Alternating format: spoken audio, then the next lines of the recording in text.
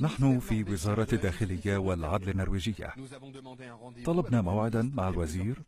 بعد عدد من الساعات استقبلنا في مكتبه. صباح الخير، أهلا وسهلا في مكتبي، مكتب وزير العدل والداخلية النرويجي. لقد استلم منصبه منذ عامين. اسمه كينيت. لم يغير شيئا في أثاث المكتب، ويقول: أحضرت بعض الصور الخاصة بي لتزيين المكتب، وصور لابنته، وصور لوحة من رسم ابنته، وباقي المكتب بسيط. نعم، هل حقا تجده بسيطا؟ أنا أجده ممتاز. هل يكفيك؟ نعم طبعا، بكل تأكيد، إنه رائع. نعم، أحيانا الوزير ينهي عمله اليومي قبل الموعد المعتاد. هل أنهيت عملك؟ كم هي الساعة الآن؟ لا تقل لرئيس الوزراء إنها 3:15 بعد الظهر. إنه وقت إحضار أطفالي من المدرسة والحضانة. بعمر 42 سنة، السيد كينت من أحد أهم وزراء الحكومة. 20,000 موظف يعملون بإمرته في الوزارة. هيا بنا لنذهب. ومع ذلك يغادر بمفرده دون مرافقين، يلقي التحية على بواب الوزارة في انتظار وصول سيارته، أو بالأدق إحدى السيارات التابعة للحكومة، حيث لا يوجد لدى الوزير سائق خاص بعينه. إنه يتقاسم السيارات مع زملائه الوزراء 19. يغادر مبكرا لإحضار أولاده من المدارس، ولا يزعج أي مواطن في النرويج في طريقه إلى المدرسة. الحضانة لابنته على بعد خطوات من منزله في حي سكني هادئ في أوسلو. والسيد كنيت يسكن في أوسلو قبل أن يسمى وزيرا في الحكومة. ليس واردا في حسابه أن يحصل على شقة سكنية لوظيفته كوزير.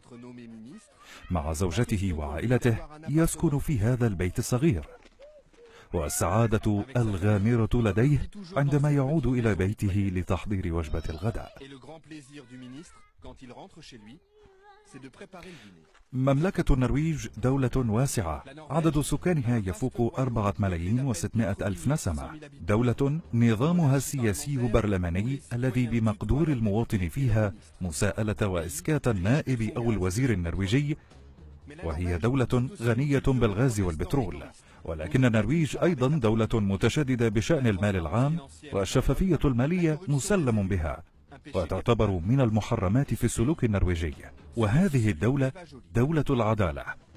هذه السيدة أفا جولي قاضية فرنسية نرويجية تعمل في أوسلو، ومنذ 5 سنوات عملت في فرنسا على قضية شركة ألفا، وأدانت العشرات من مسؤوليها في هذه القضية. ونصحت الحكومة النرويجية للعمل ضد تبييض الأموال لديها، وهي هنا في أوسلو. جولي مشهورة، ومع هذه الشهرة لا تعني لها شيء. إنها تتتبع شروط ومعايير العمل مثل أي موظف حكومي. وهنا القواعد تقول أن نستخدم وسائل النقل العام السريعة والرخيصة والمتاحة، وتكون حسب طبيعة المهمة. وهنا في حالتي اليوم أسير على الأقدام. تسير على الأقدام لمدة 10 دقائق وصولا إلى المحطة من مكتبها، وتأخذ وسائط النقل العام. نعم، وسائط النقل العامة، وخاصة عدم استخدام التاكسي. في البداية عندما عادت من مهمة عمل في الخارج، أخذ التاكسي مدفوعة الأجرة من الدولة. خلفت فضيحة في عيون الإعلام، وكان العنوان أيضا: جولي تستغل المال العام، ركوب سيارة أجرة. وفهمت من خلال العنوان أنني خرقت المحرمات في النرويج، حيث أنني ركبت تاكسي، ما يعني أني يجب أن أدفع الأجرة من جيبي الخاص. كنت أروي للصحفي قصة ركوب التاكسي. ومنذ ذلك الحين بدأت أيضا جولي في فهم العقلية والذهنية في استخدام المال العام في بلادها، وإنها الحياة الديمقراطية وفهمها. إنه الفهم العام الذي يحول دون الانحراف. لقد شاهدنا في فرنسا ما ينتج عندما لا يكون هناك رقابة دقيقة. أرى الآن أن هناك حالة سياسية غير مرئية وغير ملموسة في فرنسا. نعم، في فرنسا. في فرنسا هناك مغلف للمصاريف اليومية للوزير أو النائب دون أن يقدم مبررات أو فواتير للتغطية. في النرويج إنه العكس تماما، على الوزير أن يصرف من جيبه ويقدم الفواتير لاسترجاع ما صرفه، والدليل مع وزير الخارجية النرويجي، إنه في مهمة رسمية إلى شمال البلاد، وهنا أيضا دون مرافقة.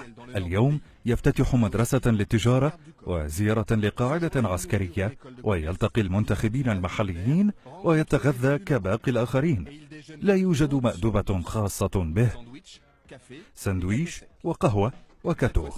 يقول وزير الخارجية إنه هو من دفع ثمن القهوة، يشير إلى المضيف، ولكن عادة لديه موازنة صغيرة جدا، 50 يورو لوجبتين و120 يورو للفندق.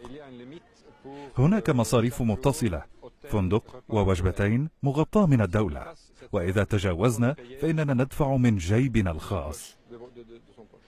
مساعده يحتفظ بالإيصالات والفواتير لسيارة الأجرة لأنه يعلم أنها مطلوبة منه.